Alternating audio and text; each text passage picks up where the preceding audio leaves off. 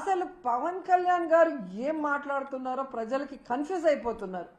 పిఠాపురానికి వెళ్ళాడు నిన్న, నేను క్షమాపణ చెప్పాను మీరెందుకు చెప్పను అని అడుగుతాడు. అప్పుడెప్పుడో అమ్మాయిల రేపులు జరిగినప్పుడు గమనించాను, బెత్తం దెబ్బలతో సరిచేద్దామంటాడు. ఇప్పుడు మనుషుల్ని చంపేసి క్షమాపణలతో సరిచేద్దామంటాడు. క్షమాపణలు కాదు, తప్పు చేసిన వాళ్ళకి శిక్ష పడాలి. ఆ తప్పు రిపీట్ కాకుండా చూసుకోవాల్సిన బాధ్యత నీకుంది. ఎందుకంటే ఈరోజు ప్రభుత్వంలో నువ్వు ఉన్నావు, డిప్యూటీ సీఎంగా నువ్వు ఉన్నావు, ఉండి కూడా క్షమాపణలు బెత్తం దెబ్బలు అంటావు. మొన్న ఈ మధ్య కడపకు వచ్చినప్పుడేమో ఎవడు తప్పు చేసినా నేను ఒప్పుకోను, తాట తీస్తా, తోలు తీస్తా, అంతు చూస్తా అని మాట్లాడావు. మరి తప్పు చేసిన వాళ్ళు ఈరోజు చైర్మన్, అడిషనల్ ఈవో, ఎస్పీ అని నువ్వే చెప్తున్నావు కదా. మరి ఎందుకు వాళ్ళ తోలు తీయట్లేదు, వాళ్ళ అంతు చూడట్లేదు, వాళ్ళ తాట తీయట్లేదు? మళ్ళీ పెద్ద పెద్ద డైలాగులు చెప్తున్నారు. నిన్న మీటింగ్లో నేను పిఠాపురంలోనే అనుకుంటా, కులం పేరుతో ఎవరైనా తప్పించుకోవాలని చూస్తే నేను చూస్తూ ఊరుకోను అన్నాడు. మరి ఈరోజు బిఆర్ నాయుడు గారిని, వెంకయ్య చౌదరి గారిని, సుబ్బారాయుడు గారిని శిక్షించడానికి ఏ కులం చూసి నువ్వు భయపడి ఆగిపోతున్నావు అని అడుగుతున్నా.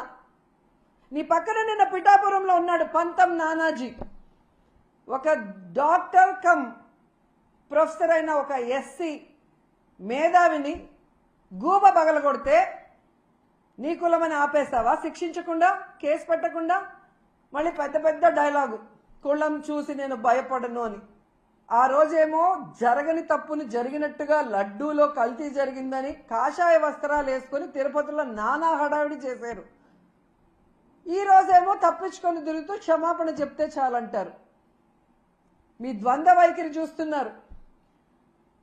ఏదైతే తెలంగాణలో సంధ్యా థియేటర్లో తొక్కిసలాటలో ఒక్కరు చనిపోతే 14 మంది సినిమా హీరోతో సహా థియేటర్ యాజమాన్యం వరకు 14 మంది మీద కేసులు, క్రిమినల్ కేసులు ఫైల్ చేశారో, ఈరోజు చంద్రబాబు నాయుడు అవసరం లేకపోయినా కుప్పంలో మీటింగ్ పెట్టుకొని అఫీషియల్స్ని తిప్పుకొని ఇక్కడ 6 మంది ప్రాణాలు తీసి 60 మంది గాయాలకు కారణమైనందుకు ఆయనతో సహా టీటీడీ పాలకవర్గంతో సహా ఎస్పీతో సహా అందరి మీద క్రిమినల్ కేసులు నమోదు చేయాలని డిమాండ్ చేస్తున్నాం. ఈ దేశంలో ఉన్న అన్ని న్యాయస్థానాల్ని కోరుతున్నాం, దీన్ని సుమోటోగా తీసుకొని తప్పు చేసిన వాళ్ళ మీద కేసులు పెట్టి విచారించి శిక్షించండి అని కూడా మేము కోరుకుంటున్నాం.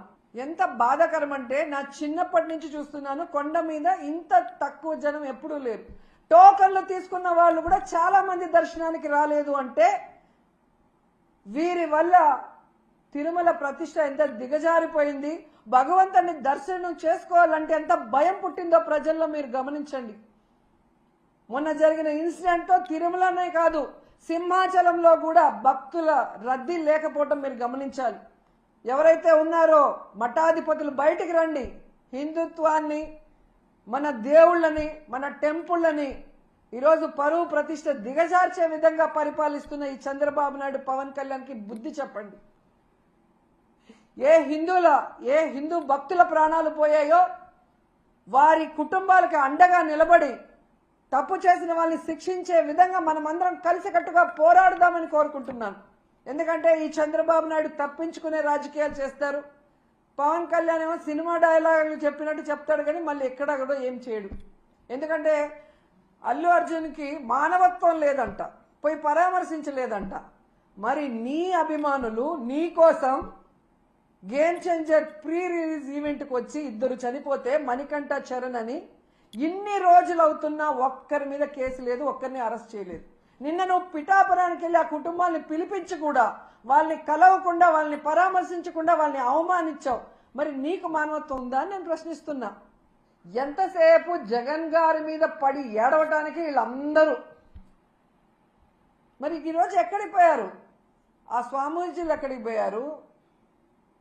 ఆ సనాతన యోధుడు ఎక్కడికి పోయాడు? ఈ ఛానల్లో ఎందుకు డిస్కషన్ పెట్టట్లేదు మేధావులు, విశ్లేషకులతో?